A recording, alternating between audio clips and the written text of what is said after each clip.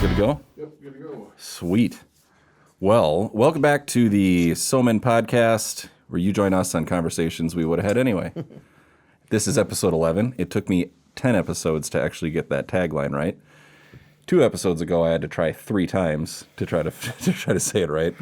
So who knows? Maybe I'm a slow learner. But my name is Matthew Brozick. I have with me Louise Dickmeyer. You go by Lou, correct? Yep. Okay. And if you're noticing a couple of different things, is one, it's weird that Wade's not here because he had a thing at home that he had to go be a dad for a few minutes. And so he'll either walk in here during our conversation or he won't. We'll find out. Yeah. Either one. So that's the first thing why Wade's not here. And we actually believe it or not, we turned the couches around. They used to be on the opposite sides. So now if we really want to, I think, Tony, you have access to the TV, don't you? Yep. Just in case we want to show something super cool. Airplay something. Sweet. All right. A couple shout outs as we start here. We're going to first say thank you to Pastel Pencil. We got these cool stickers that anybody who is on the podcast gets. So if you see this around somewhere, that's why they have it. It's because they were on the podcast. So Lou, this is going to be yours that you get to run around with. It's going to be great. You can wear it as a name tag, whatever you want to do. It's a social status thing. Yeah. So we got that. We want to thank Bolton and Mink Studios on the gram. Thank you for hosting us. We have a great time. Tony, who else do we usually thank? Do you remember that I'm missing? A few Pelican sponsors. Oh yeah, the Pelican Coolers. They're gonna. We are politely harassing them to sponsor the show. So. Way to go, Pelican. Let us know when you want to sponsor the show. Other than that, we'll thank Summit Brewing for providing, or I should say not providing, but letting me purchase their beer. And then Kendall Jackson for a great wine that we're going to enjoy. Okay, so back up a minute. So Lou, one of the things that we do when we have a conversation, which is really weird with Wade, it's just super weird, or without Wade, I should say. But so used to. So what we do is we have a conversation basically about kind of where you're from, kind of start all the way back. So were you born here or where are you from? No, I was born in Detroit, Michigan. Detroit, Michigan. Okay. Yeah. So now, did you live in Detroit for quite a while? Did you move early in life? Yeah, so all of my family's from Michigan, Okay. the Flint and Detroit area. And I actually lived there for the first couple of years. Then we moved over to East Lansing, Michigan. Okay. And both my parents went to Michigan State, so they were Spartan grads. And at about age 4, we moved to Canada. Really? And we lived in Edmonton, Alberta, Canada. And Wow. we actually lived there for a year. We came back to the States, and we went back there for 3 more years. So my father was a faculty member in the College of Education. And so we moved around to accommodate his career. Mm-hmm. So we lived in Canada for 4 years, then we moved to Southern Ohio, to Springfield. Okay. And he was at Wittenberg University at that time. That's a private. So hold on a sec. So Yeah. now you move countries to Canada. Yeah. And so you're how old when you move there and how old when you leave? So let's see. I probably was, well, when I left, so I went through 1st and 2nd grade, no kindergarten in Canada at that time. So I moved from 2nd grade. So I would have been probably 4 when I moved there. Okay. So lived in Michigan for 4 years, lived in Canada for 4. Yep. Moved to Ohio for my 3rd and 4th grade. Okay. And then my dad got hired here in Minnesota as an associate vice president for administrative affairs at what at the time was Mankato State College. So was it hard jumping around when you Yeah. were a kid like that? it was. I'm the youngest of 3 kids. Okay. My brother, Jerry Ike, who Okay. people may know, he was an accountant here with Dickmeyer, one of their founding partners. Mm-hmm. He was 5 years older than me, so he was in junior high school and high school when some of those moves were being made, and I was in elementary. It was a little easier to make Yeah. friends, but it definitely instilled in me an interest in not going anywhere. So I've lived in Mankato now the rest of my life. So I got here when I was 10, Okay. but I'd lived a number of different places. Well, you're a pretty social person from what I know because we know each other a little bit. I mean, Yeah. we've seen each other at maybe Tim and Lynn Sprague's place every once in a while on right. Duck Lake, which we'll eventually get to because Yeah. you and I are, from our small conversations we've had, you and I are both lake people and Yep. water people. You bet. And so, like, being a social person, like, and seeing these different places, being in Canada and then, coming back to the States, and you talk about how that affected you, wanting to stay in one place. So, I mean, were you able to make friends easily early on? Yeah, I was. I don't have any friends that I stay in touch with that I met in Canada. It was so long ago. But Ohio, actually, my best friend that I hung with the most during 3rd and 4th grade actually lives in St. Paul. Really? It's a long story. I won't bore you with it. We have a long time. That's long form. You could tell the story. Well, I happened to be in a sales call Yeah. meeting with a gentleman up in the Twin Cities. It was while I was working with Denny Dotson. So that was probably 8 or 10 years ago. Mm-hmm.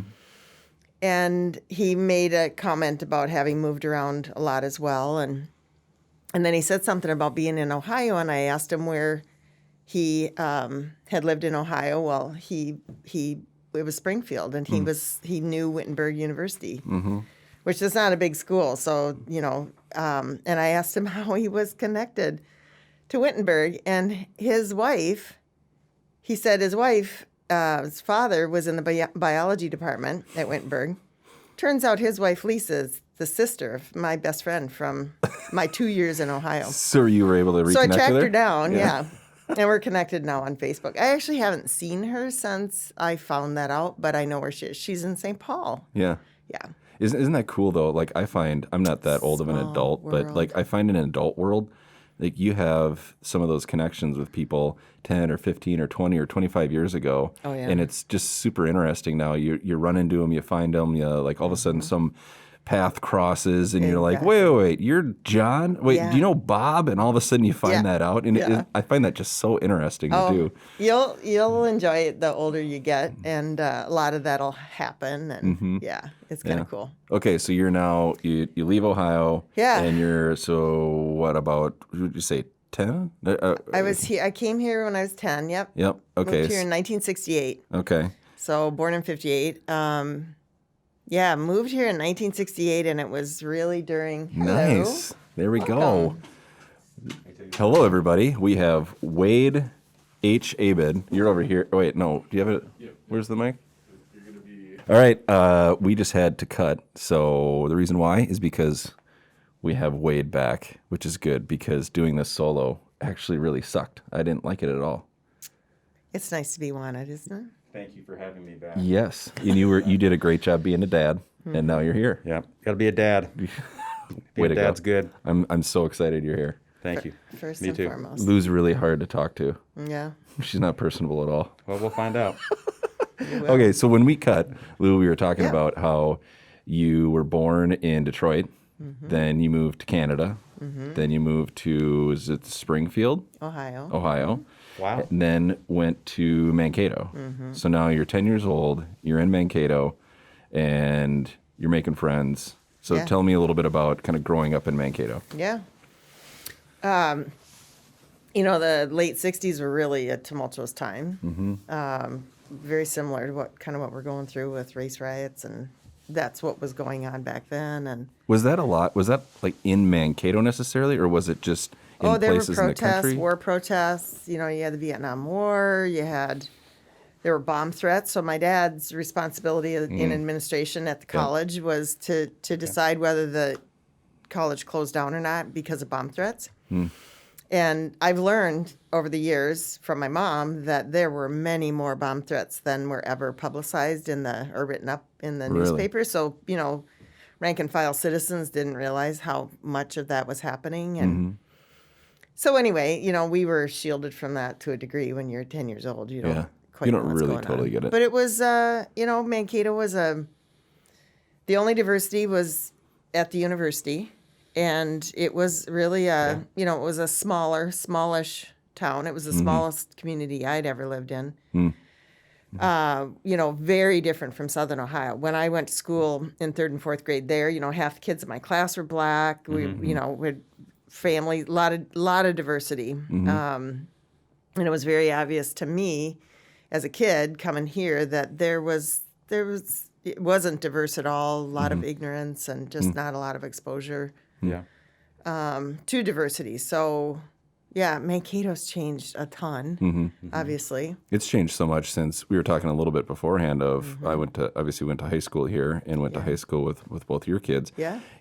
My sister Sarah, who is 5 years younger than I. Yeah. Now I'm, that many years removed from high school, and I even just come back and watch one of her basketball games, and and the population has changed, the footprint of Mankato has changed, the makeup of the population has changed. It's definitely, and that was, however, that's even a number of years ago now. So it's definitely Mankato. I think what's interesting though about Mankato is it's kind of like, to me, this little like the hub between, you have Minneapolis, St. Paul, and then you have like Des Moines. And it's like this regional hub that I think is so cool that serves so many people until you get maybe past Fairmont. Then maybe, if you're in like Welcome, you might go to Sioux Falls or something if you're going to shop or do something. But I think Mankato is just a really cool little, I don't even know what to call it, microcosm, I think, of a smaller town feel. Yep. But is growing and changing. Yeah. Like you're talking about. Yeah, So, it's a micropolitan city. When we first moved here, the downtown was it. There was no mall. There was no Madison East Mall. There was none of that. And then, of course, I spent 10 years in Valley Industrial Development Corporation, which has been absorbed into GMG, and was responsible for some of that, trying to encourage the growth. And boy, the forefathers of this community were really competitive around wanting to catch up with. At that time, it was Rochester, Duluth, Yeah. St. Cloud, Mankato, and we were always lagging. And now it's really fun to see how much growth there's been and how well-rounded this city has become, this region, and really a vibrant regional trade center from the standpoint of the university and medical and Yeah, it's been pretty industry. I mean, it's been cool to see. You had, I think this is episode 11 or 12. I think we're at 11. So we've never talked about on the podcast Little House on the Prairie. Yeah. And I kind of thought that might have come up just like generally speaking, we would be talking about, that was the only reference I had even heard of for Mankato. It was seeing, Little House on the Prairie, and I'm probably dating myself, but for people that know the show or have seen reruns, I think it's Laura Ingalls Wilder was was kind of the brainchild behind all of the different journeys and stories. But this was the big town in that show. Oh, yeah. And so it's like, we're going to go into town or we're going to go to the big city of Mankato. Right. And which is kind of like prairie land, like really it was, I mean, it was not totally frontier, but, more prairie land and settlements, certainly set in that time. So the first time I had really ever heard of it, I didn't put the two and two together. And I thought, so we're going to go to Mankato? I was like, I've heard of this before. And it was from Little House on the Prairie. Yeah. And so that might have, made somewhat of an anchor in my mind until I came here and then got to see, okay, well, this is a regional hub. Yeah. It's kind of like Sioux Falls, Mankato, Rochester, that belt line. Right. Yeah. To kind of get from Wisconsin through to South Dakota. Super cool. I don't know. Maybe I've discussed this. I think I discussed this with you. But a preview for a show is we have a Mankato historian that's going to be coming. Oh, on. yeah. And he's just going to perfect. talk about like Mankato from 1800 all the way through, and the economic center it was, and the riverboats, and like where stuff was and how it grew. And so anyway, I was a history and philosophy student in great. college. Yeah, And love so history. that will be an episode that'll probably go 3 hours long, just because I want it to. There you go. Well, and that's just it. Mankato was found. I was just reading a piece on the streets, why different streets are named as they are, and the focus was on the river and the fact that we had the three rivers here, and now we don't use the river at all. Oh my gosh, it's so amazing that the resource the river is Yeah. for recreation or fishing or anything like that, and I'm super guilty of it. But And ice. I mean, Yeah. it is. The Blue Earth River and the Minnesota River coming through here. Yeah. My actual, and I've talked to you about this, one of the sure. cool trips that I really, really want to do is put my duck boat in. I have a 14-foot duck boat, a little 15-horse on it. There you and go. I John want boat? a little John boat, and I want to put that in by Veterans Memorial Bridge There you and go. take that all the way to Fort Snelling. Yeah. Oh, cool. And just do like a 3-day thing where you don't have to haul, if you want to Right. stop and fish or you want to Yeah. camp for the night on a sandbar. And that would be a super, super cool thing to do, I think. Cool Got to do it at adventure. the right time. Yes. In the Yeah, right yeah. season or Yeah, the right correct. water levels. And, Correct. it's so dangerous being on the river. But if you know what you're doing, obviously Yep. you're good to go. But yeah, that Yep. would be fascinating view and And the what's, scenery. what's so interesting in the small part about the river that I've found is how much stuff is there, like old bridge pilings and stuff yeah. like that, Oh, yeah. you just think about. It's really not that old. You know what I mean? It might have been built in 1865, 1880, 1890, which to us sounds terribly old.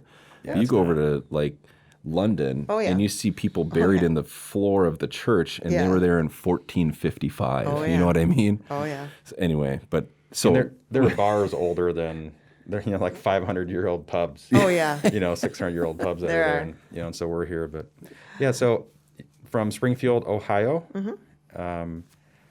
but you're born in Detroit. Yeah. And how long were you in Detroit?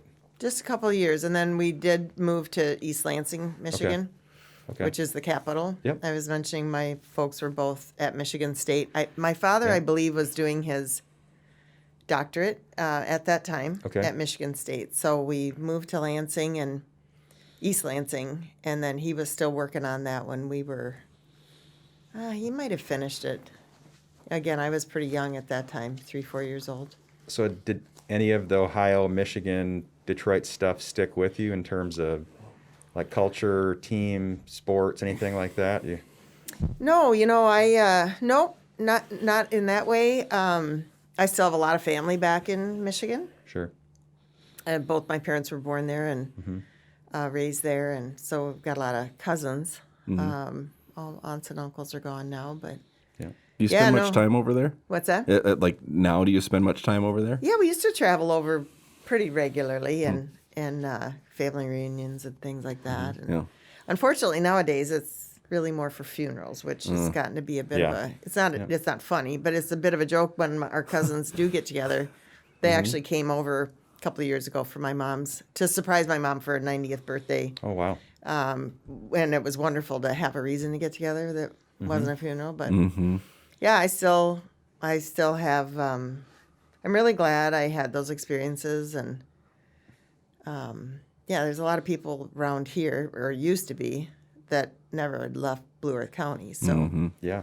yeah, it's been fun to have all So, these experiences. so now growing up in Mankato, so you had talked to me a little bit on the phone when we were discussed being on the podcast about did you grow up on around water or on the lake or on yeah, like boating and stuff? Tell me a little bit Oh, about that, yeah. because that's a Yeah. big connection between you and I is our love for water and floating. yeah, and I think my dad instilled that in me. So one of the summers that when we were in East Lansing, we actually lived on Lake Lansing, just Okay. in a little cabin. But we lived there all summer long. That was when my father was writing his thesis, and so that's a huge lake. I can't imagine what it looks like now. I'll have to go back there sometime.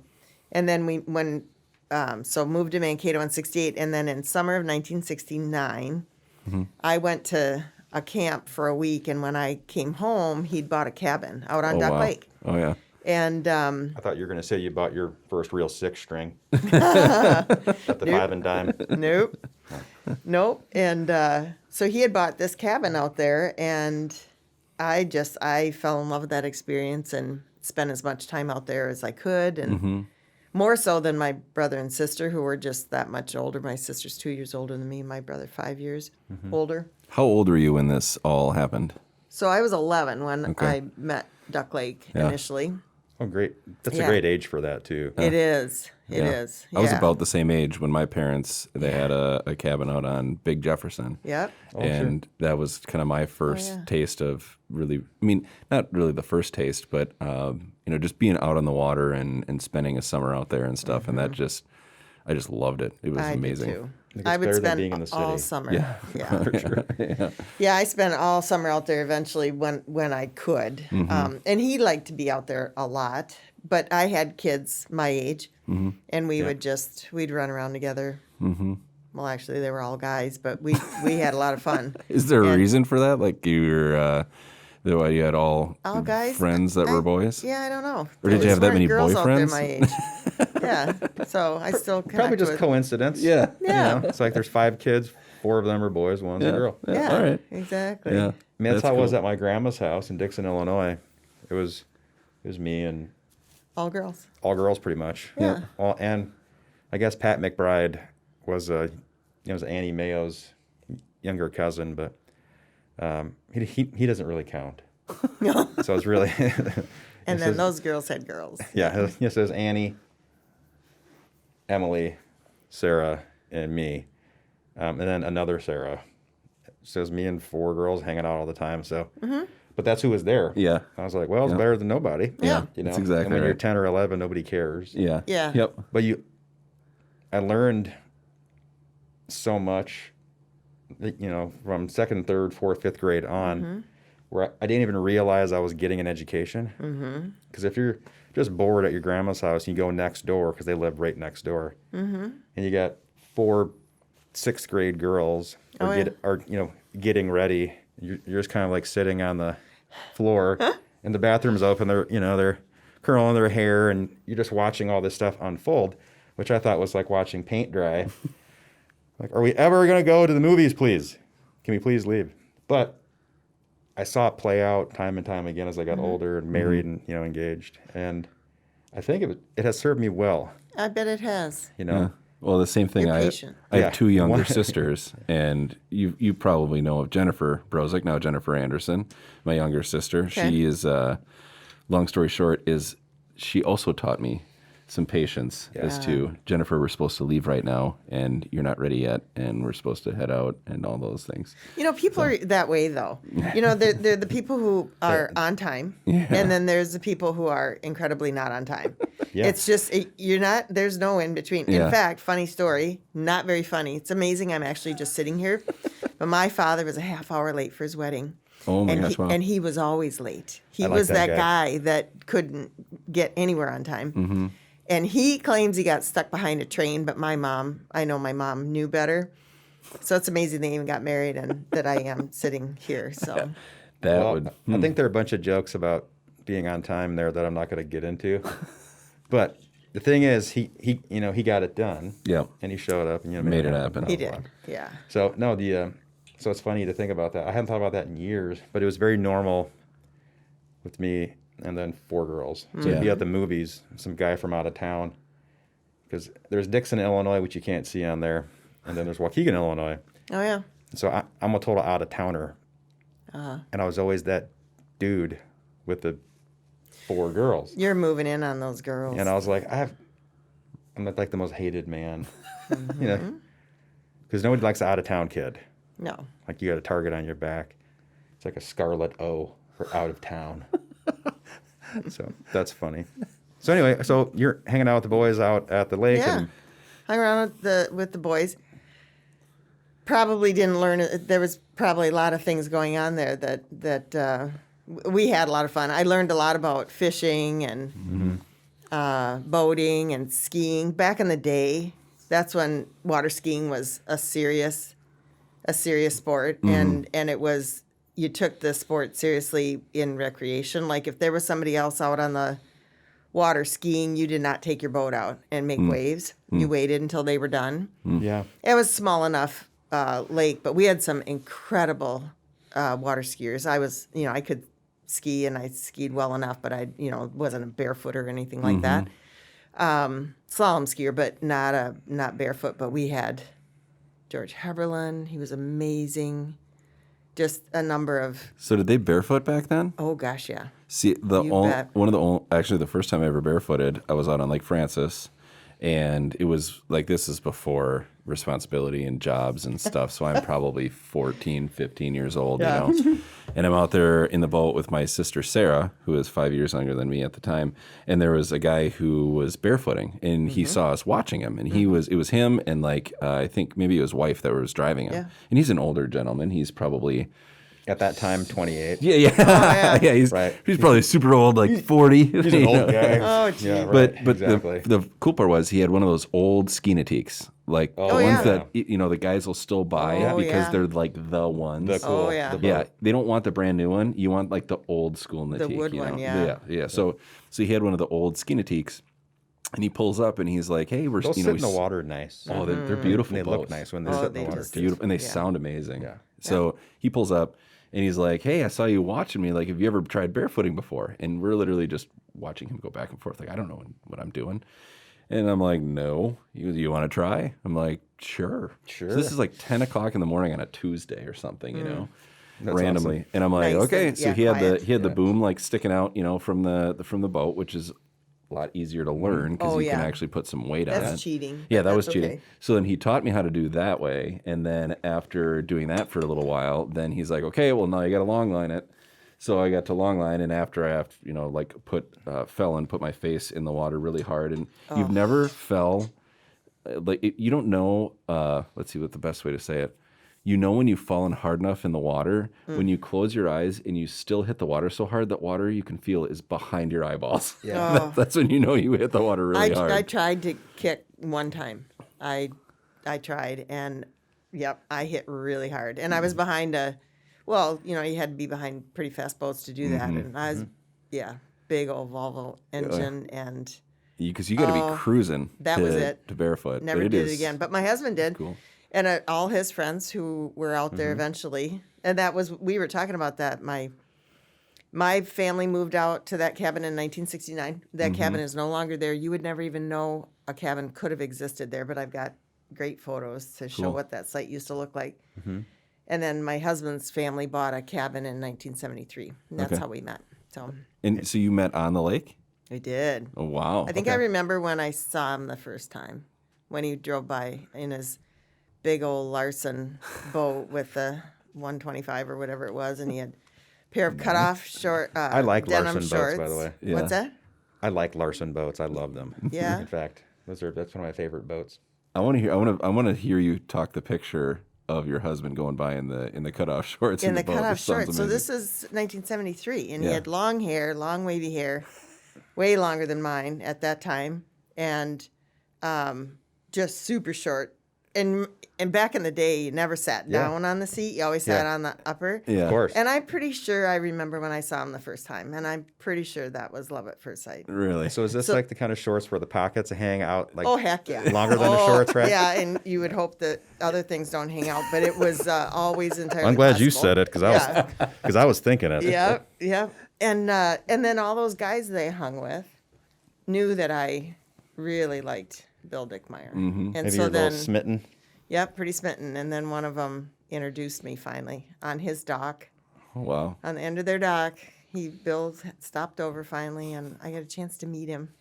And that I was in, that was the summer before 10th grade. Okay. And Were you the same age?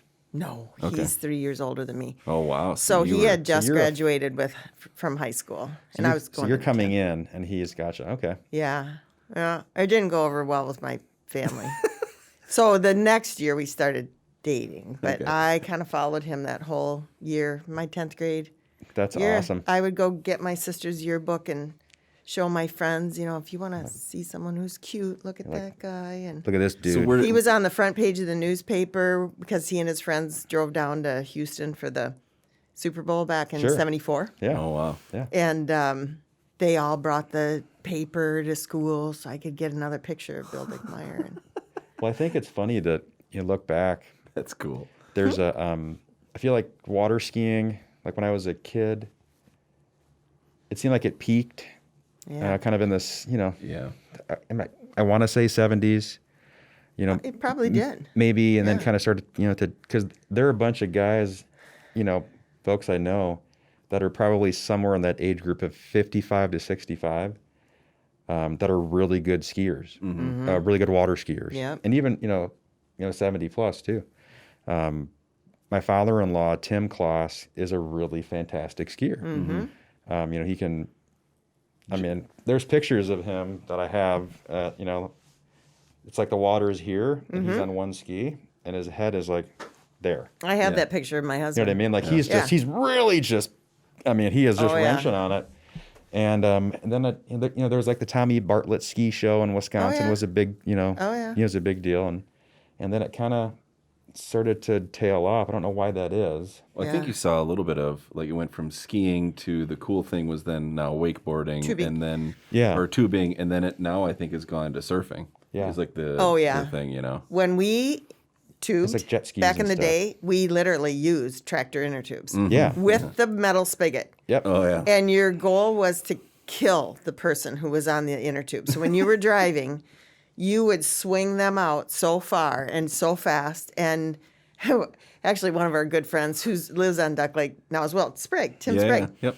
He was grabbing onto the tube, and it was just rubber. You would be just coated in black marks because that's all you had to And hang you get on the to. rubber burn like on your skin. Oh and yeah. Stuff. Oh yeah. And then he popped it because he was gripping so hard.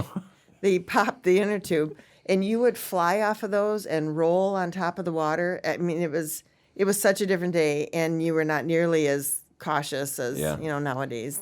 No, But yeah, it's really declined. You don't see skiing. We still have some good skiers on our lake, but not like you used to see. Well, the Jim Schmidt, who I think you know Jim and Darla. Yeah, So absolutely. I see Jim coming by in his, I think it's a Supra that he's got.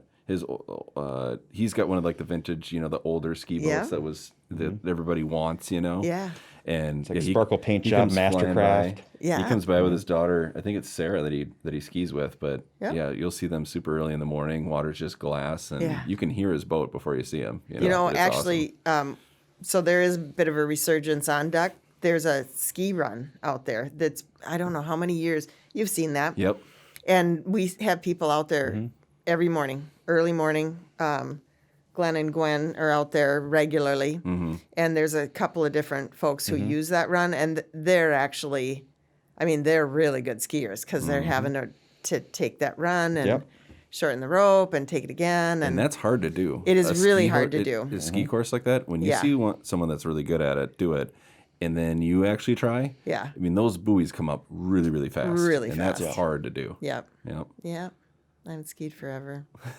My husband thought he wanted to ski again, and I had to keep talking him out of, don't do it. You think you can do this when you're our age, and it's like, don't do it. It'll kill you for the rest of your life. Yeah, Well, I think there's shoulders will. my father-in-law Tim got a knee replacement, and I know that he had some fear. Oh, because he yeah. hadn't been out skiing on this new joint. Yeah. And I totally get that. It's like he had, he had tested that joint for his whole life. Yeah. And now it's different. It's not, Oh, yeah. it's, maybe less pain, but maybe less mobility or strength. And it took him a while to get back out there and he did it, but he's like, it did feel different. Oh, yeah, I bet it did. I don't think he'd go out now, but he's getting, I guess he'll be 66. Oh, Like, that's my husband's age. yeah, in a couple of days, actually. This month he'll be 65. Sorry, Tim. And my mother-in-law 66. But I think Oh, you're going to pay for that one. All of our tens no, of it's just listeners are going she to know. deserves Yeah. it. She's He didn't want to screw up that joint. I She's can tough. speak to this. I've You know got what I mean? two replaced Yeah. hips. And I remember when I went snow skiing again after I had the first one done. And you don't want to screw it up. yeah. I mean, he did it, but he's like, I'm like, that's good. You look like you're pretty, You just got to try. Yeah, Good, got to and, get you used know, to it. Yep. healthy. And probably not strong. try to ski like you used to. But he's like, I didn't push it at all. Right. And I was like, Right. but you were out there, you were doing it. You looked like you had fun. Yeah. You got the water spraying on your face. I'd be pretty happy with it. Yeah. But he's like, yeah. I He's was like, living. yeah, he's still living. So I can ski, water ski. I haven't skied forever, but I got to get my boys to do it. Do it. Well, that's what we got to do. Miles and Lincoln, We'll we have talk to get about them it. on go. Yeah, get them to go skiing. Get the resurgence on the sport. Yeah. I got like the skis. I have the skis that I learned how to ski on now from my parents.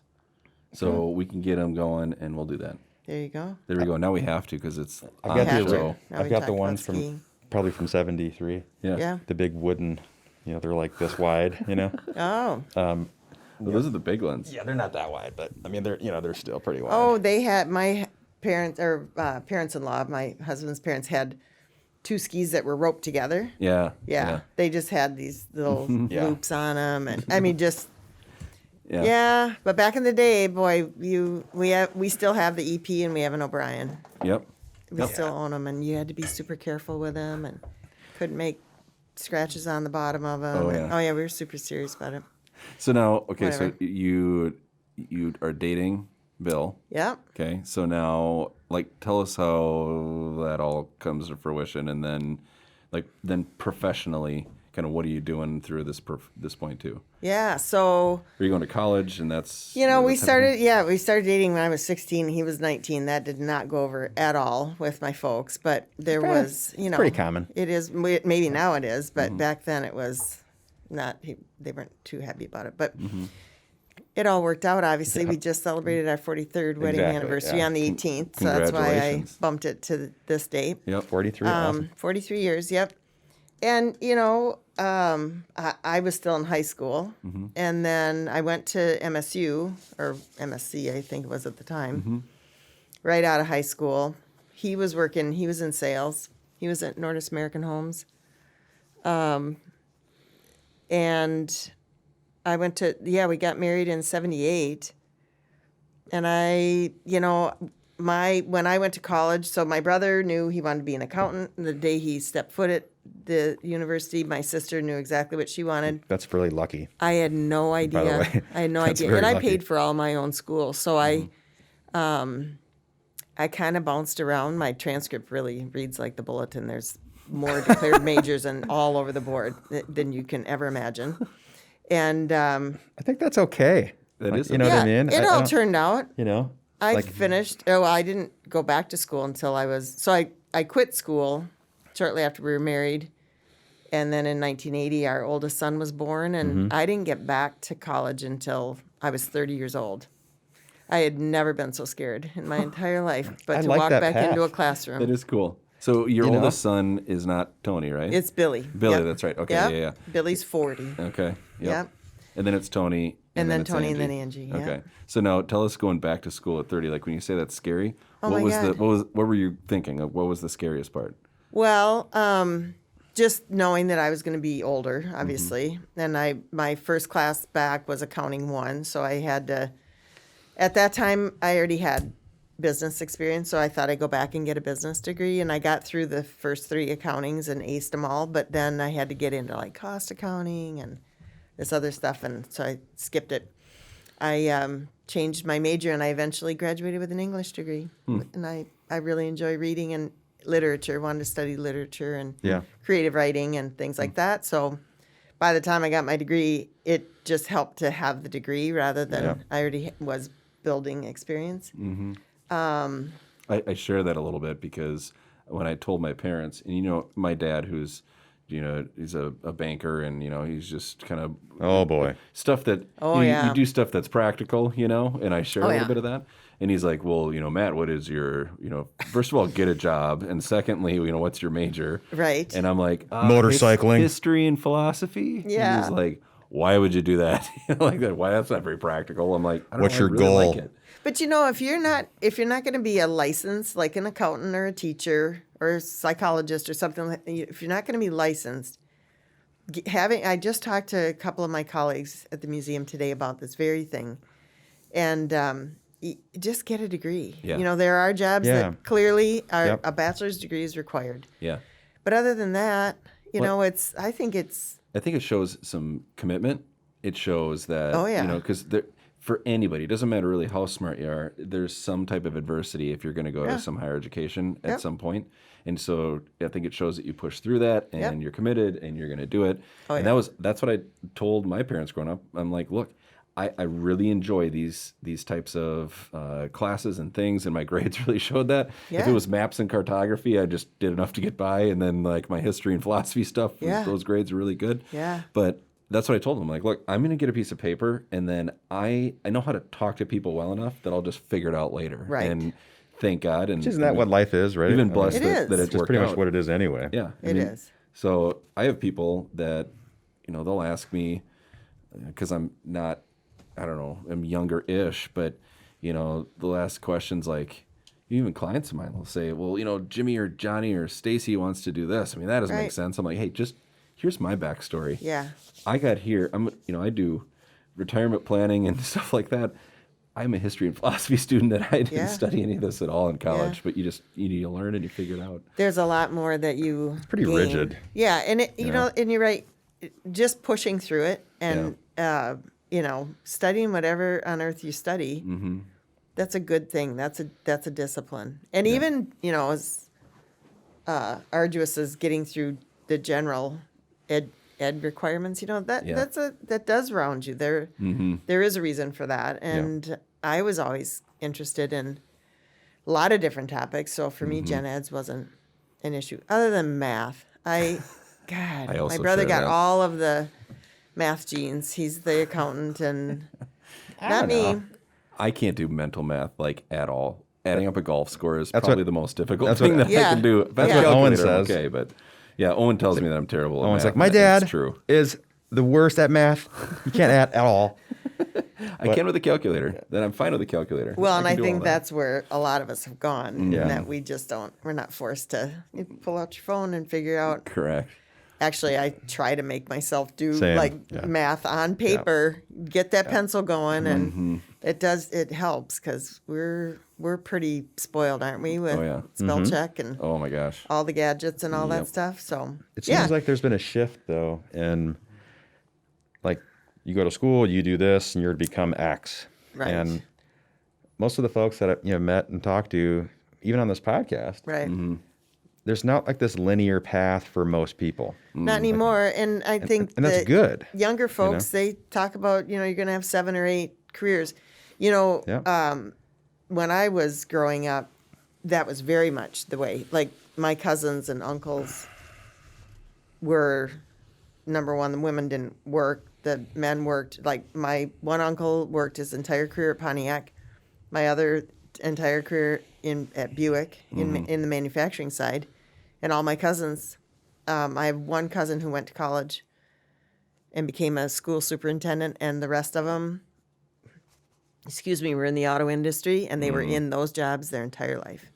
Michigan? Yep. Yeah. And, very happy and accomplished and successful and great families and all of that. But that was, you got into, you worked your way to a pension, and you got the gold watch and a pension. Yep. And that's all gone. That's all caved, and it was going to go away anyway, and it really went away Yeah. with a great recession of Yeah. late. Yeah. But that was, I miss that in some respects because I didn't live it, or grow up in it. I kind of caught the tail end of it, being 40, growing up in the like North Chicago area on the Great Lakes. yeah. So there are 2 primary counties, Lake County and Cook County. Yep. A lot of manufacturing, and then you go just basically the bottom of Lake Michigan over to Michigan. It's the whole thing. And I kind of caught the end of that where you could, one person, it happened to be a man usually, but one person would work. Right. And that was enough. If you work for like AC Delco or something. Yeah. Oh, yeah. I had cousins that did that too. And, what do you do? You make spark plugs. Yeah. All right, great. Yep. And, and so you go do that and you could have a house Yep. and a car, probably not 2 cars, but, a car, maybe a second car. And you get paid and vacation, and your wife, usually your wife, would stay home, and you'd Yeah. have a few weeks of vacation, 401k, whatever, pension. And that was the norm. And Oh, yeah. and that was a nice life. And that was true middle class living. Absolutely. And that's just disappeared. It has It's just disappeared. evaporated. That the year I was born, Detroit was actually the richest city in the nation. Yeah. And it was, it was on the backside of World War II, Yeah. the baby boomers, and, huge focus on education, and people were Yeah. starting to move out in the suburbs, and they were starting to build, the houses with an attached garage, Yeah. lots changed. I'm fascinated by Detroit as a U.S. city, and I have been for a long time. Oh, I think most people don't realize it was one of the biggest and greatest cities in the country Oh, yeah. for a long time. yeah. And they have this idea of it now where they don't realize that 2/3 of the city has shrank or disappeared or left. And that, if you're going to book a show Yeah. like Sinatra, you had to go through Detroit. Oh, yeah. You couldn't skip Detroit. You Right. had to go to Detroit. Right.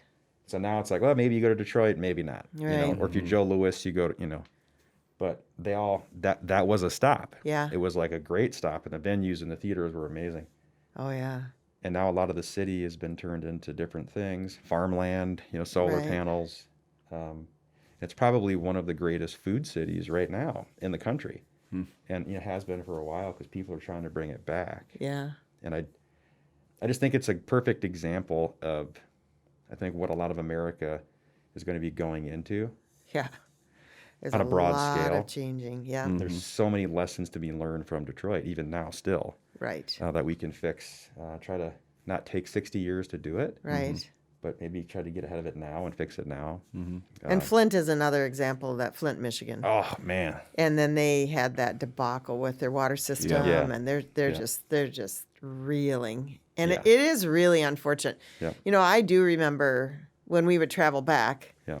My grandparents lived in Birmingham, so we would travel back to the Detroit area and Flint, and I remember seeing the decline now, like going back for those funerals. Yeah. It is just shocking what those cities look like. And you're right, Detroit it still has beautiful architecture. Yep. And there was a lot of action back in the day, no doubt about it. Yeah. Yeah. So I don't know how I don't know what they're doing now on the heels of this pandemic, and I don't know. we're all going to be affected by that big time. It was pretty crazy to see some of even just the inner city stuff, because Flint's a city. It has, has city problems, and there's a ton of urban Yep. poverty. Oh, yeah. We got half of the kids or more, sometimes more, around the free lunch program. Yep. You have just kind of widespread, huge need for public help. Yeah. And it's not just Flint, but like Flint has kind of become a poster Yeah. city for these kinds of things, for water and, how many recruiting stations are there for military and all these different things you can see, Yeah. like rate of childhood diabetes. And it's like a micro example that people are living in real time. And law enforcement, fire, the Yeah. whole thing. I just think there's a lot to be learned there. And I hope we take notice of it, because that water thing didn't get fixed, by the way. No. It's just not being no, covered it's as much.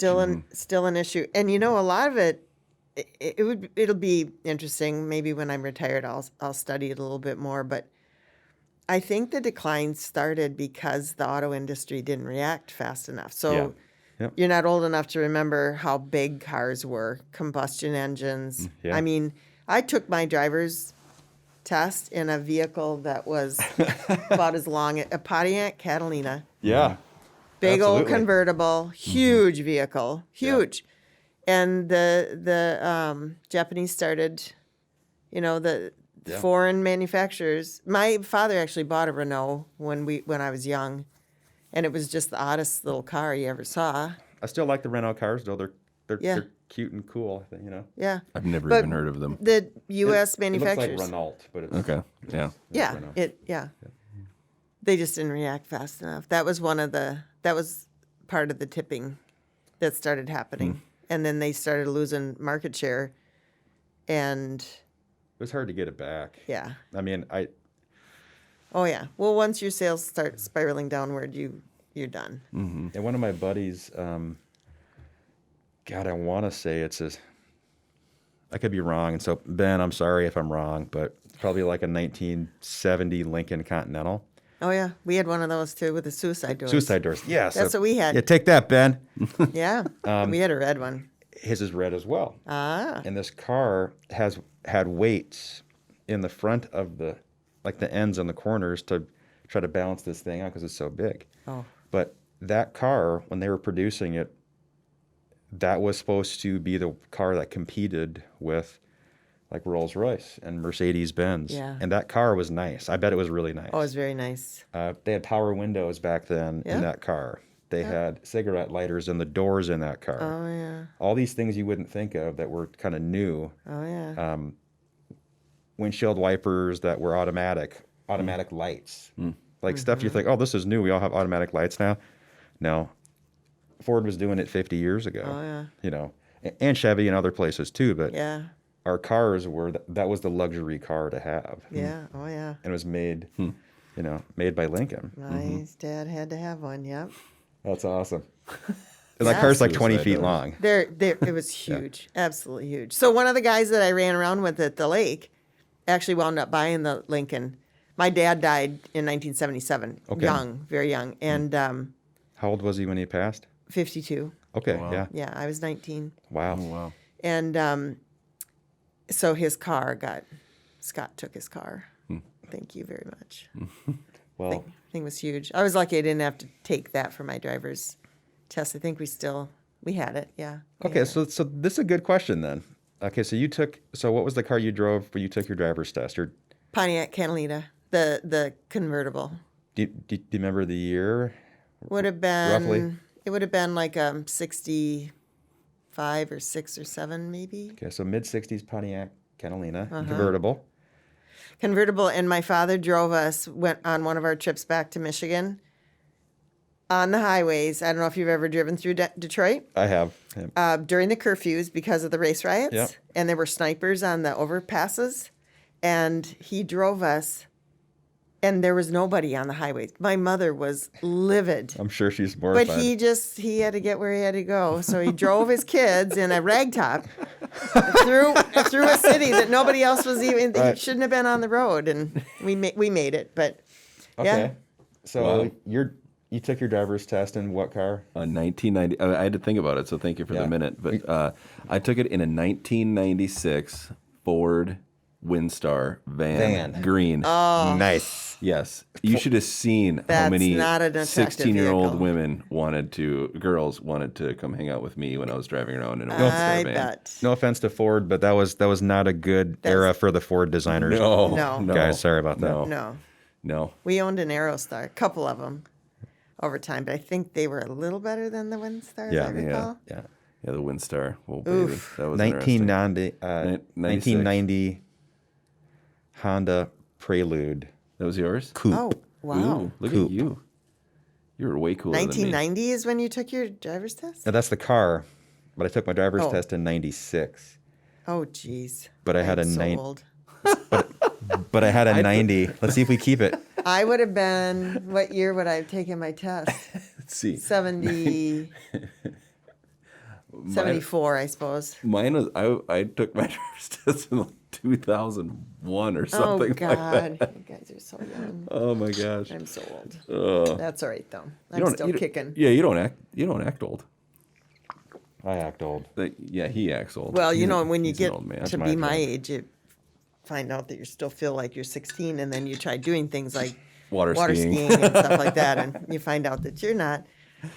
So I did a little bit of stalking on your LinkedIn. Okay. And was looking at some of the stuff that you've done professionally. Yeah. So now Jeez. tell us a little bit, because there's a number of different places that you've been Yep. and a number of different things that you've done. And that was one of the things I wanted to ask and talk about, just Yeah. to learn a little bit more. So tell me a little bit about how that you go back to school. Yeah. And now you're kind of getting back into the professional world. Like, how does that all go? Yeah, so some good ties back to things we've been talking Good about. question. So Thanks, Wade. when we got married, we had this sort of traditional view that once we started a family, I'd stay at home and raise the kids. Mm-hmm. And so I did that in 1979, 78, 79. Well, I was still working, but then our son was born in 80, and I stayed home with him that first year. and I just knew I needed to do more than that. So I'm good. Thank you. Is this chilled? No, Jeez, I'm terrible. For anybody that knows, I know nothing about white wine. That's sad. I screwed it up big time. So sorry, Lou. That's all right. I don't Anyway, mind. sorry, Like I Lou. say, I never turn down any wine. So. yeah. Well, next time I'll figure it out when There you you come go. back. We'll have to get a chiller. I'll school you on a good Sauv Blanc. But this is good. This is very good. Ken Jackson, Anyway, nice label. sorry Sorry Chloe. for the digression. Yeah, That's we're- all right. I don't mind. We totally interrupted. We're terrible at that. So anyway, I was anyway. at home for the first year with Billy, and Yep.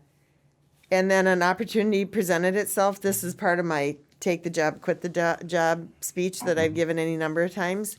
And I got offered there was a position to run the multiple listing service Okay. MLS, here in Mankato, the MLS. I love it. This was back before digital. It was all print, and $75 a week I made, and I loved that job. I loved it, and it actually did. What did you like about the MLS when it was in the paper format back then? So, I got to work on my own.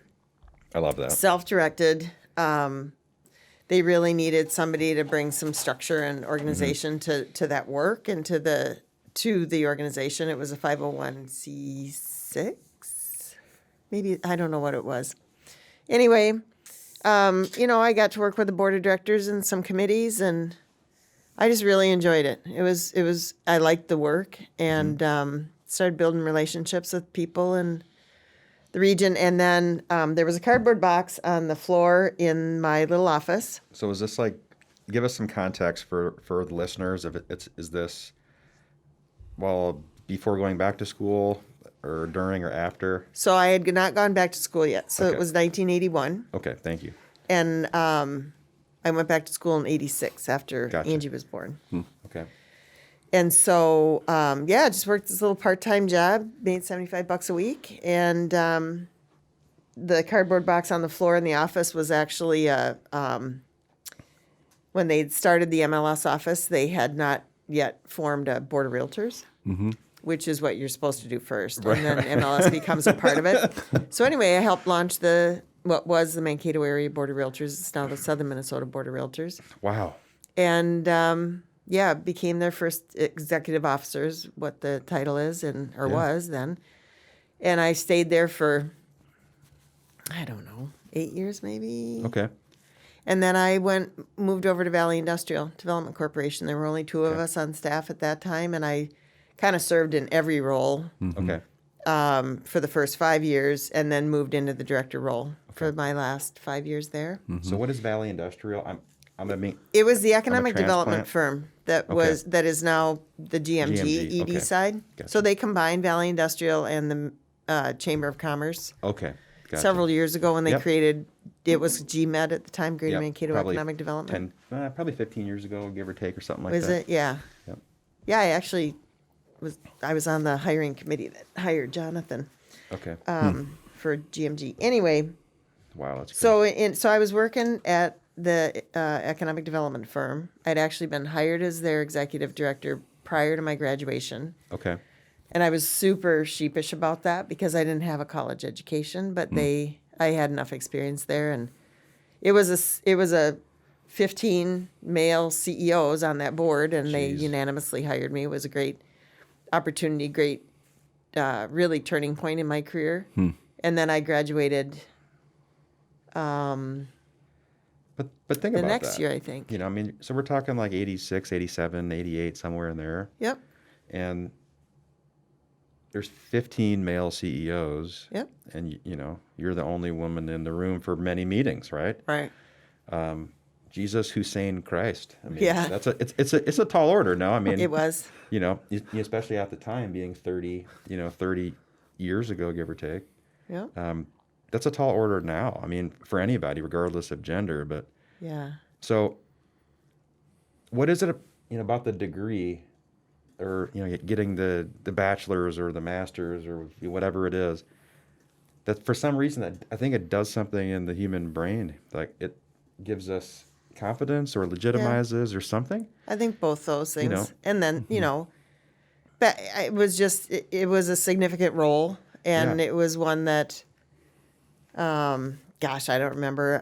They never really posted it. It was, I knew that they were going to hire again, and so I applied. Yeah. But I'd applied once before that too, when the position was Yeah. open, and I didn't get the job. But this time I did, and it was Yeah. well, Dick Rush, who was the president of the university at the time, was on our board. So actually, when I graduated, he gave me my diploma, and he was on the board, and yeah, Like, yeah, all right, we were gotcha. great. I loved working with him. That was wonderful. But So that's fascinating because your husband was working on a thesis and getting a doctorate or something. that was my dad. Or- My husband was in sales. Excuse Yep. me, your dad was Yeah. working on, and you saw that coming up and growing up, and he's writing, yeah. he's working on his thesis and his doctorate at Michigan State. Yep. So it's just kind of extremely high level of education. Oh, yeah. And then you go to school and then leave school and have a family and go back. Yeah. So do you think there's some tie there that you're like, I want to do this, but Yeah. some family connection there, you wanted to get there? Well, and my mom had her doctorate as well. She got that later in life. Made a very bold move. But yeah, in my family, so my dad grew up really poor, and he was the first one in his family to ever go to college, and he went all the way. And then that expectation was it was there, but Yeah. they weren't going to pay for our school. So Yeah. my brother and sister and I all paid for our own school. It was $9 a credit when I went right out of high school. Wow, And yeah. when I went back in '86, it was $41 a credit. And then, well, when I got my master's degree, that was what, $390 a credit or something like still- that. That was back in the But it's a late jump. '90s. Wow. Yeah. So no, it was an expectation, but Yeah. it was my personal Yeah. expectation as well. I wanted to accomplish that. And my brother and sister don't have a master's degree, so I have a bit more education than they do, but they're both very accomplished. They're retired now, but very accomplished in their careers. Yeah, so it's- anyway, So it's interesting to me. So you have kids, and then, I have Yeah. kids, you have kids, and I feel like the narrative that I would tell my kids, you have grandkids yet? I do too. Two grandkids.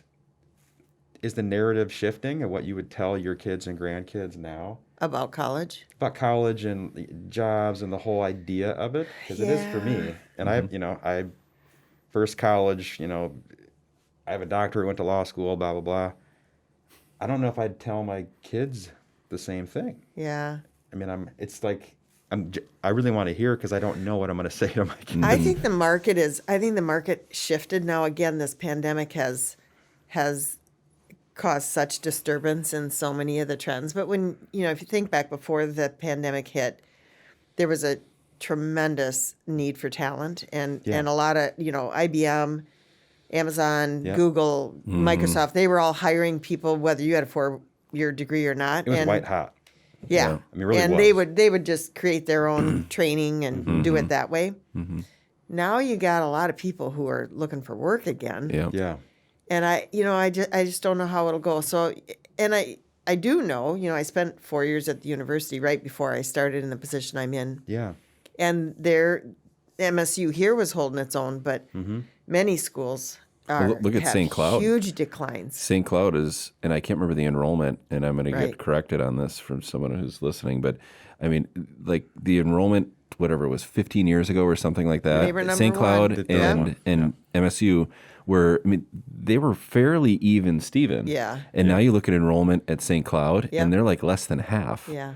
of what they were. Now, Yeah. I don't necessarily know exactly why, but I think some of the investment that MSU has put into the infrastructure, the new, Stearns Hall at I think it's Stearns, is where my sister lived, both my sisters lived, and my parents.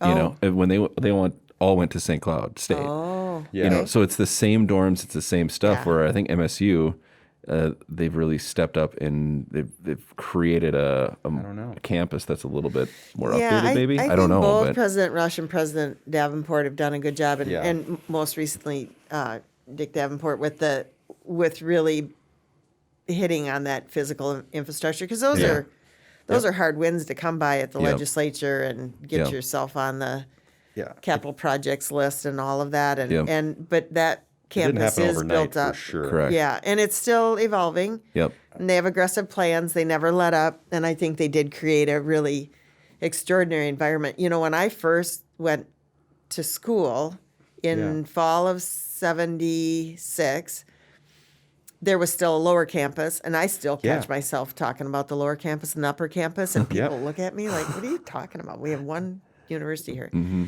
but- And there was the orange bus. And You're you'd like, ride but the it's bus. that right there. They're like, Yeah. oh, that was lower campus. So Yeah. you know, what's all left of it is this right here. They're Yeah. like, I didn't know that. And I was like, yeah.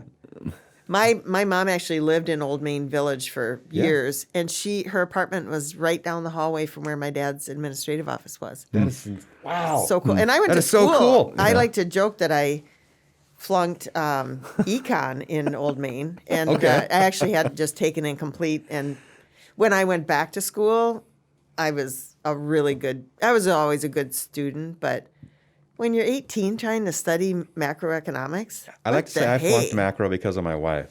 Really? I swear to God. Why? Because you were like talking to her instead of paying attention. You flunked macro? No, I think I got a D plus. I got a D in math. So that's not a flunk. It's a Yeah. D plus. But I had Yeah. to retake it, you know, because you can't. I did retake it, so I didn't did. get the bad grade. Right. And I was like, that sucks. But I met my wife in that course. There you go. It's me and my buddy Steve. We're sitting in these two desks Huh? on the first day of class. And then when I showed up to class the next day, my wife was sitting in this desk. So Steve and I had to split up. Oh. And I sat next to my wife.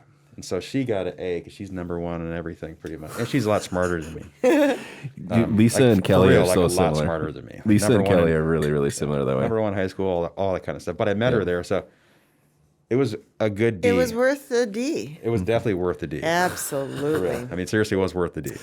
So, but I retook it my junior, senior year, and I was like, I'm doing this because of you. And she was like, how did you get a D? Like, you taught me macroeconomics. And I was like, but you got an A. And she's like, well, I don't know how I got a D. She's like, I didn't understand it.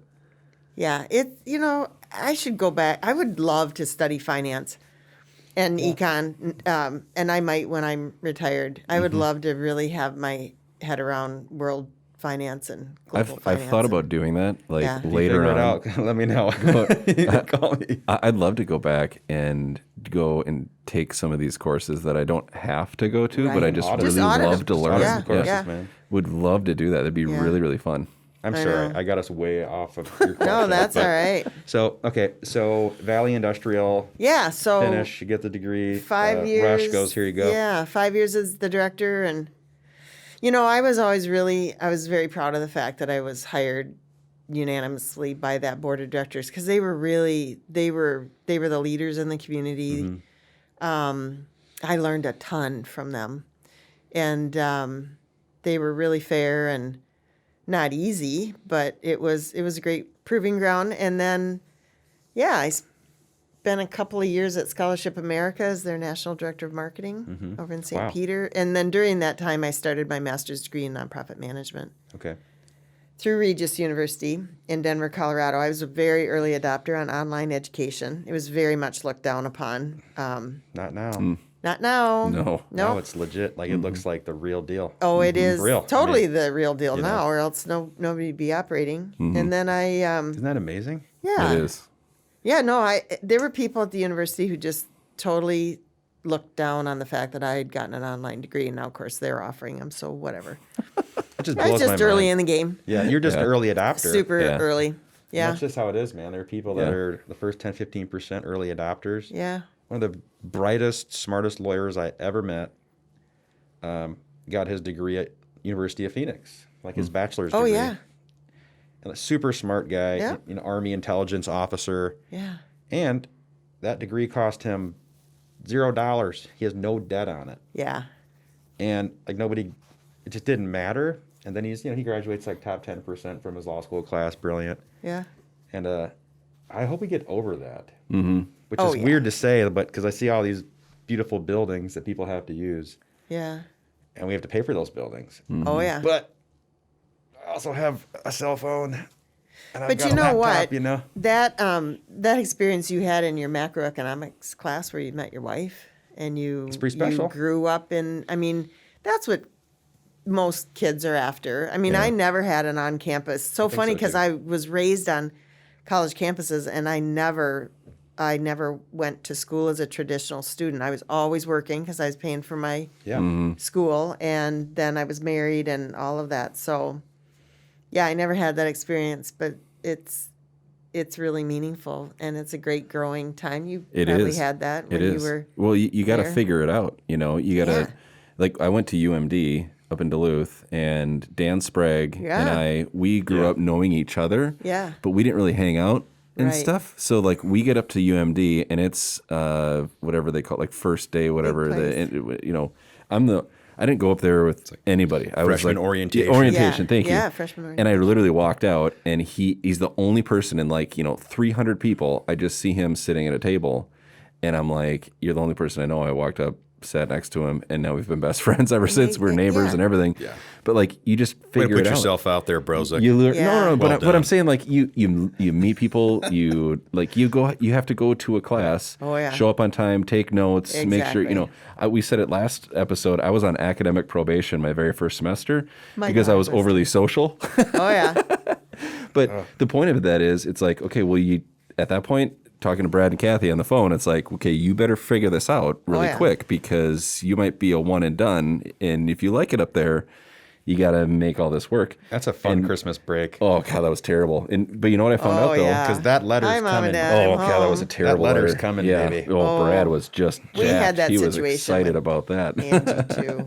It's like, really? It's like, But you know what's funny though? you're the dumbest smart kid I know, son. I take it down It's like, to I had to figure out how I learn because I'd never really applied myself that Yeah. much because I thought Yeah. things were boring. Yep. Well, what I found out was I had to go up front, sit by myself, don't sit by my friends. Yep. I didn't bring my computer.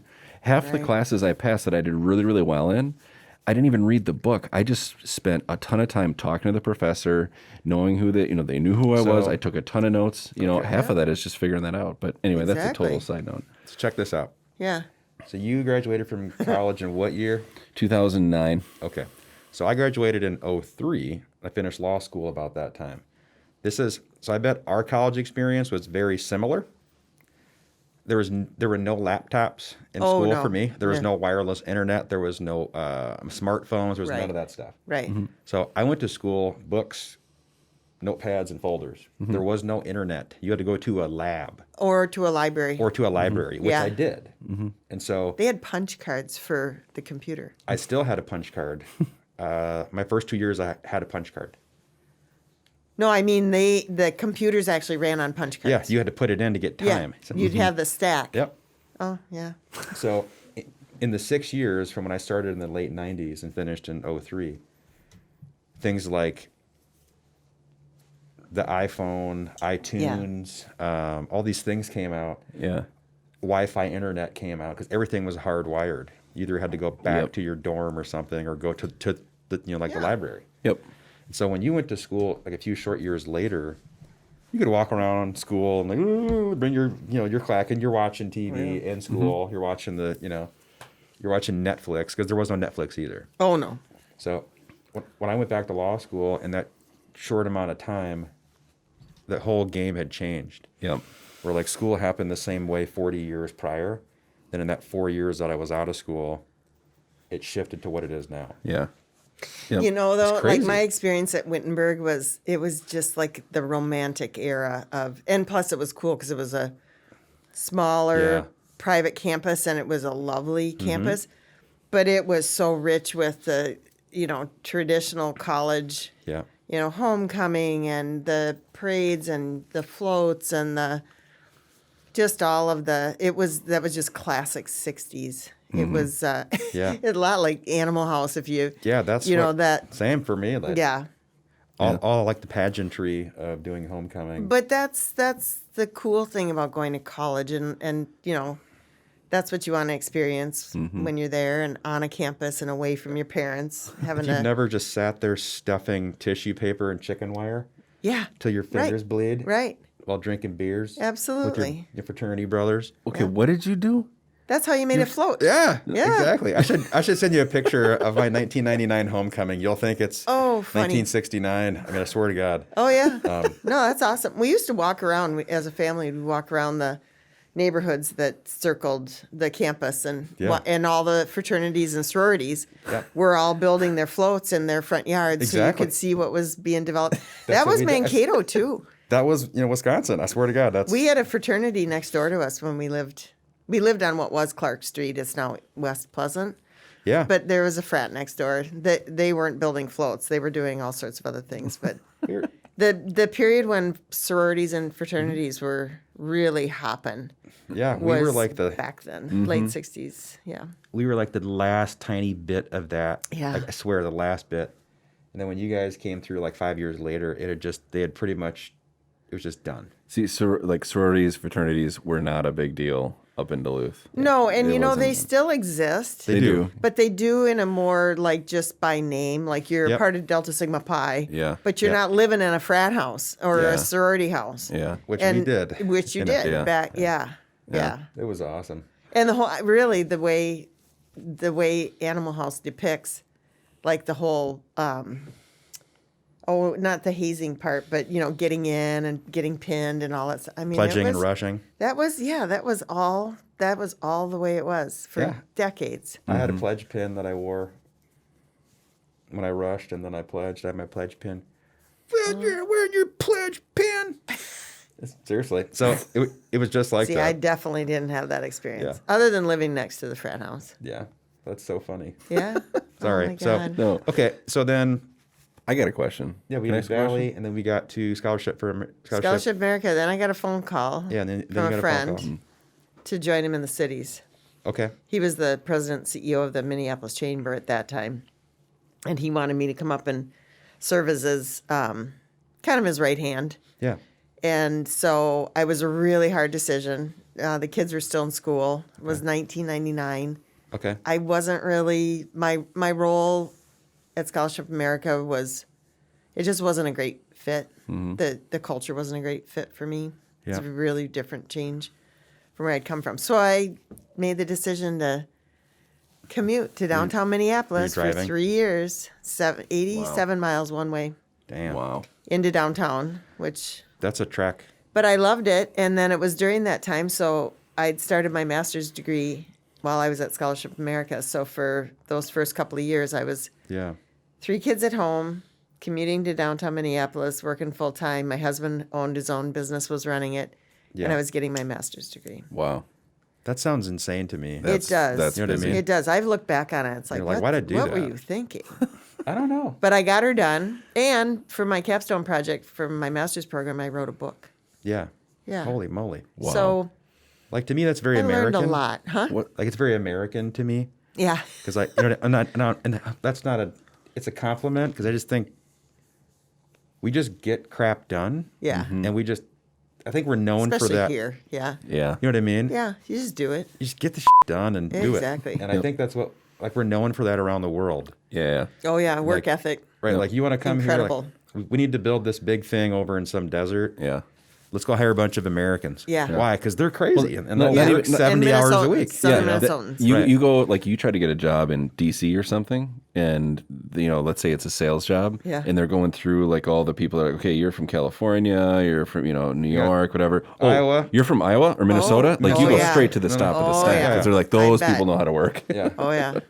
That's They really do. And we need to make sure that thanks and praises. comes or And we that maintain stays, it, yeah. persists. You bet. Yeah, because there's so much like, work is to me, it's like it's so much about fulfillment. You know It what I is. mean? It's like you have a purpose and you have, Okay. like it. When I, as a dumb example, I mowed lawns for Brady Peters. Yeah. So when I was Yeah. younger. And Brady. just little things. He would be a funny person. up, on the- Brady? on the- There you on the- go. Big shout out Put to 'em Brady on. and Pete. Put 'em Yeah, on. Brady Peters Lawn Care. But what was so cool about it though, like even when I was younger, is you would mow like a nice place and you would be done with it, and then you would look at it, and it's like you get to see the fruits of your labor actually pride doing of that. accomplishment. Yeah, Absolutely. and it was something as dumb as just mowing a lawn. Yeah. But you trimmed it the right way. You. Good when I do that. I That's an agree art. with you. I do, I too. still enjoy mowing my lawn. Yeah. Don't tell Lisa because I tell her it's a chore and I have to do it. It's terrible. You have to do it 50 But- times in the summer. It sucks. But Yeah. that's anything. Yeah, yeah.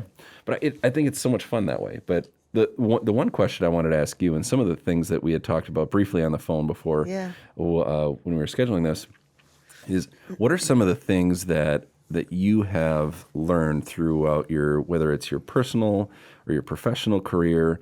We talked about work ethic, that type of thing, Yeah. or being in the community and being an active participant in the community. What are some of the things that you think that you've learned that are lessons or things that stand out? Yeah. So from my career, my experience, well, my thing about take the job, quit the job. Yeah, I want to hear So that. I've that job I took for $75 a week. It sounds paltry at this stage of the game. It was meaningful then, and it actually started me on my trajectory toward the nonprofit executive management roles that I've had, and the one that I have now is like just incredible, and it'll be hopefully a capstone for me. I have no doubt it will be. I've No doubt. quit job. I mean, I walked away from 6-figure bonuses in order to move to something that was more meaningful and fulfilling. The job, like when I went to the chamber, I never aspired to be a chamber executive, and I wound up being the president my second year there and the president and CEO my third year, and wound up leaving. It wasn't a great fit. It wasn't a great fit for the board, and I couldn't move to Minneapolis. I wasn't going to. Bill Yeah. was working here. So we parted ways, and at the time that was more difficult, but it led me to starting my own firm, my consulting firm. Yeah. And, so if you really don't feel the fit, there isn't passion, there isn't commitment in Yeah. the work that you're doing, you're going to work a long time. More than likely, you better be doing something that's meaningful. Yeah. That's so hard to do. Yeah. I mean, It is hard to do. you know. And we're so driven by by money and by the paycheck. And Yeah. boy, But it doesn't have to be that way. You know what I mean? And I think a little bit, it sounds to me like you were willing to change Yep. and willing to take a different path Yep. and not necessarily, and some people have Take an a risk. opportunity, some people don't. But like you're talking about, you adapted to things. Yeah. To me, and maybe this is wrong, but it sounds like you were self-reflective. yeah. Like you thought to yourself, "God, is this who I want to be, or what I want to Right. be doing, or what fulfills me, or what's my Right. purpose?" And I think there's a lot of people that maybe either don't want to or unable or something to ask those questions. Yeah. And I think it's a unique human that it's willing to be self-reflective Yep. and ask those questions. And then if they don't like what they're doing, make the change. It's like Jim Rohn. He's like, if you don't like what you're doing, Yeah. change it. You're not a Right. tree. You Right. know what I mean? Exactly. And so I think that's really unique as a yeah. person. I Is it the perspective now, or did you have that then too? Because I'm well, all interested in along, that. I was willing to take some risks, no doubt about it. Even applying for that job as the director at Valley Industrial, I just about talked myself out of it. I can't tell you how many times. And thank God Bill really was encouraging and kind of kept me grounded. So taking risks, but when something finally really solidified for me, it was later in my career. It was so I worked for 7 years in a technology startup with Denny Dotson, and Danny. I really thought, I really was committed to that organization. I loved the product that we were selling, Yeah. but after 7 years and being principally responsible for sales, we weren't making sales. Market wasn't adopting the tools. It was during the time when iPads were coming on the market, and we had a touch screen. It was just kind of crazy. So I was like exhausted by the end of those 7 years, and I quit. So, and Bill had closed his business, and he was helping support our sales efforts as well at what was PDP. We had taken out a construction loan. We'd sold our home. We had taken out a construction loan to build our house on the lake. This was 2015. Okay, so not that long And ago. I quit my job, and he quit his job, and we had a whopping construction loan. Yeah. And then I had so there's only been a couple times in my career where I've actually had to go look for a job. I've been really fortunate in that I've been recruited by people who've Yeah. come to me and landed in some new gigs. But I was reading. I don't remember what it was exactly. I think it had to do with, the approach that you take if you're going to go try to work at a university or in higher ed. Yeah. And they talked about writing your employment narrative. So kind of mapping all the things that drew you to different roles. And I never thought with this wild mix of stuff that I'd done that I would ever find any common thread or consistency. But here's what I learned about myself. And I'll hold it forever, although now I hope I don't go for another job. But I love building things that are blank slate. Whether it's like the MLS cardboard box on the floor. Yes. I got to build it. I got to lead the way, got to map it. I like being self-directed. I do like building things, and I like building things from the ground up. Is that like because you're a creative person and really like the creative process? Is that kind of the I the think there's motivation? that. I'm very much right brain, left brain. That's part of the reason why it took me so long to get through 4 years of school, because I have strong interest in the arts and the sciences. Yeah. And I mean, honestly, I've declared majors in medical technology, urban regional studies, business, and got an English degree. I mean, I so think I'm that's how all we're. over. I think that's what we're supposed to do, though. Like as human beings, and we've talked about it before on the podcast. We are supposed to be generalists by design. Like that's how human beings are made to be. Yeah. We're good at a lot of different things. Yeah. I mean, just look at our eyeballs, for instance. Yeah. Yeah. That's it. If I can punch a hole in a wall, I can pull out an eyelash with Yeah. the same hand. Right. We're designed to do this. Yeah. Except we've been beat down to you're gonna make that You right need to there. do You're gonna that, do yeah. this. And I think we're entering an era where, again, you're an early adopter, or maybe you're holding the torch, like the flame Yeah. is still Yeah. there, it's lit.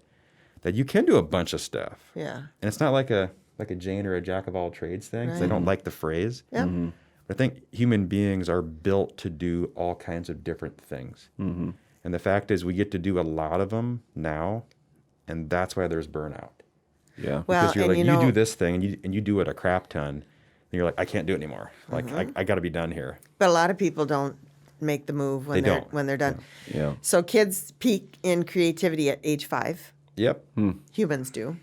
Yeah. So, and then we just beat it out of them. Yeah. I'm trying so the hard to whole fight that. Oh, man. structured educational experience. That's why the museum is so important, is that So Yeah. important. it allows children Yep. to just be able to play freely, and they're actually learning while they're doing that. Yep. Play is their work. Yeah. And it creates a really well-rounded individual. But It's supposed we to be like just, that for us, too. Yeah, You we know? should. And it should be. It is so interesting how like you say they beat it out of you. You know, They I mean, do. it They it put is. you in a desk and they I know. lecture to you. I had so this is I haven't ever sucks, told you man. this. So I had my kindergarten teacher was Mrs. Christie, and I just ran into her not that long ago. And she's a wonderful lady, Hello, by the Mrs. way. Christie. But what was so amazing is I remembered a conversation that she had, and I'm in kindergarten, right? So this is a long time ago. Yeah. But I remember a conversation that like we're at. It was like I think 30 years ago. 30, yeah, literally 30 years ago, and we're at like the conference, the first conference. Yeah. And she told my parents at the time. Yep. She goes, "Your son is very creative. Now the rest of his career in school might be a little more difficult because they're going to try to put him in a box. Sure. Try not to let them do that." Right. And now, like, Isn't that awesome? I was It is talking. awesome. That's I how was it's supposed to be. I was talking to my mom the other day, and she great. like I told her I saw Mrs. Christie, and I told Yeah. her about what that Yeah. that scenario and how I remember that, and Yeah. like that was such a really cool thing because now looking back, it's like that's exactly it. I just love to create things, Yep. and I love to build things. Take a Yep. blank slate and figure it out. Like Exactly. dive off the cliff. I love doing that, and I think that's so Exactly. much fun. So it's Yeah. like startup culture, right? For you. And Yeah. then you get kind of, and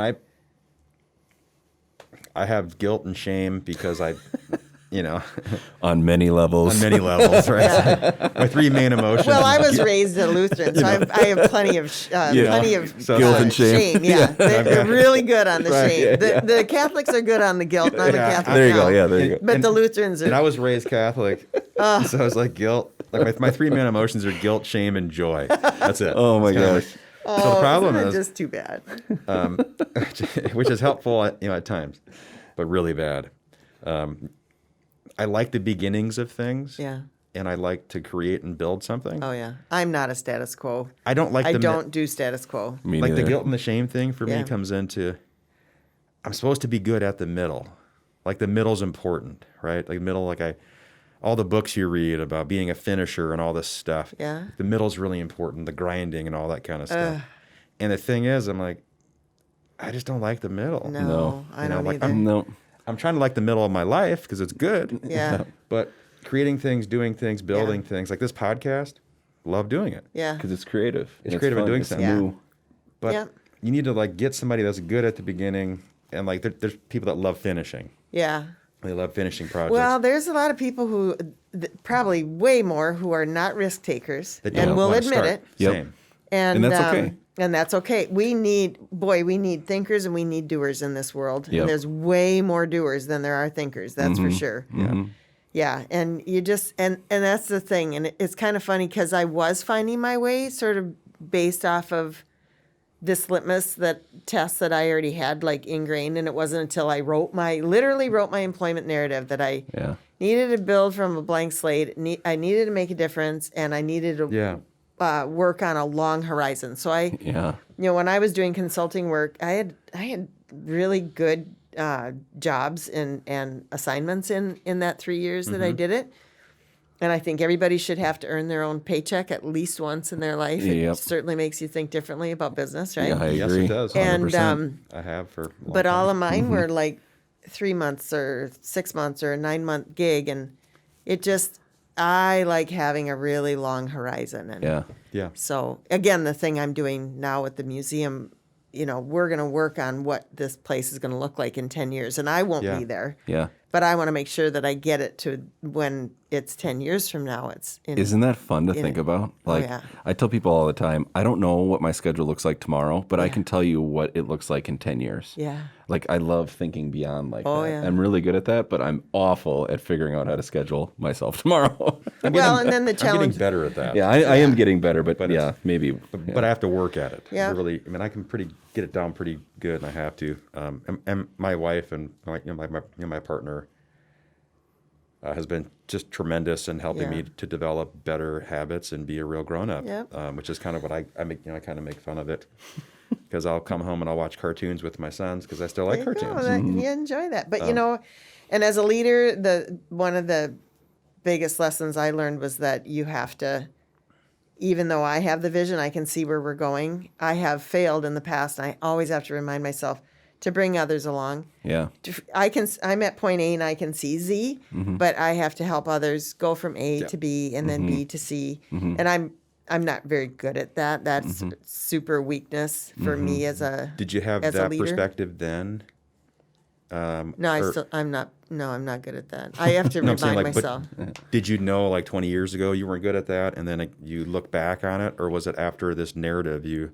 Yeah, no, I crafted. learned it. I probably learned it the hard way. Yeah. And I know it about myself, but it's not a behavior that I've corrected.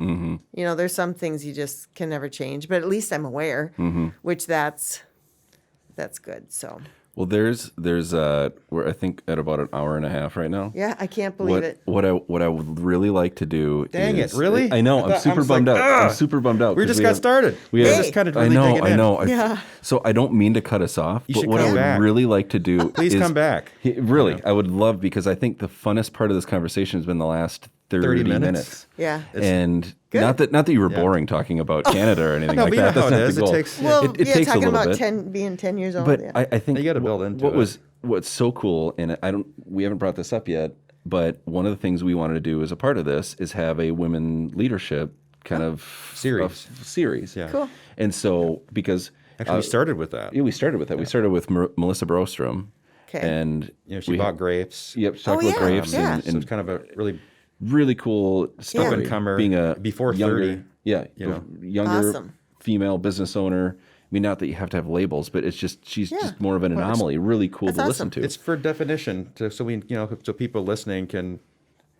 It's not a label. It's more like giving credit where credit is Yes. due. I think. Absolutely. You know what I'm saying? Yeah. And know? I, being a father of 2 daughters, Yeah. I want them to know that whether they want to be stay-at-home moms or they want to be a CEO of a Fortune 500 company, like just go kick Absolutely. ass and do it. I don't care. You know what I mean? Yeah. And having you on is, I really have enjoyed this. Me too. So what I would like to do is ask you to come back. Sure. And we'll spend another hour and a half just talking about entrepreneurship. If you want to, no thoughts, pressure. And Yeah, get no, they ideas. would be great. And we'll get let's better hope we're done with the masks Oh my when gosh. that time hits. It's going to be the greatest. My favorite episode is going to be the one where we just don't have masks, and it's going to be because you've been beautiful. doing this and you've been masked this whole time.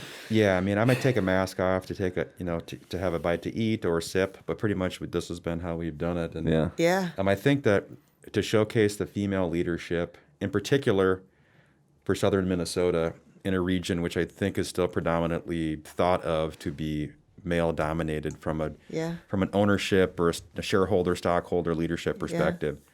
We've had some leaders come on. I mean, we had Shelley come on. Shelley Sabadka.